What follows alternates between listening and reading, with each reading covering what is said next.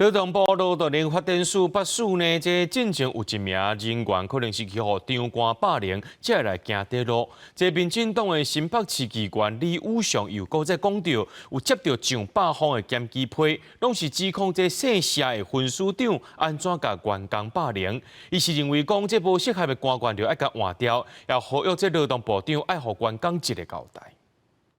本号劳工劳动部所传出一卡劳动力发展署北基区花金马分署，一员工疑似遭到职场霸凌，初三暗时不幸轻生。随后网友发文指出，这同事常常先拍下班卡，搁继续工作，超长工时也无做回过路记录。新北市员接到大量电情，拢是控诉北分署姓郑分署长的霸凌的代志。上百封的检举信都是关于这个分署长的这一次轻生的这一个同仁哦，其实他正在负责一个 AI 相关的计划。那分署长不断的要求他要去修改这个计划，甚至于不断的退回他的计划，但是并没有特别告诉他说这个计划他要的到底是什么。同一网友阁透露，死者遗体被发现时阵，中官坚持不准救护人员看背部，讲法律引起惊吓。议员则后迄一天录音档，指姓郑分署长召集同事开会，下达禁下令。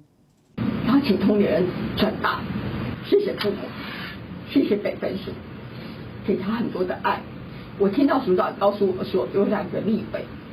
知道的事情是北分署承揽的人力对外去说的，我非常非常的愤怒。您的电话将转接到语音信箱。记者敲电话给姓郑分署长，无得到回应。劳动部透过声明表示，遗憾已经邀请外聘专家、员工代表，由科团请处长组织组成调查小组，安装7到10天，在1月底完成调查报告，并对外公开调查结果。作为保护劳工权益的劳动部，他所属的单位还发生如此离谱的憾事，何佩珊部长绝对不能粉饰太平。目前这分署长休假静态调查，劳动部强调第一事实无调查清楚进程，希望外界唔通误会有。记者综合报道。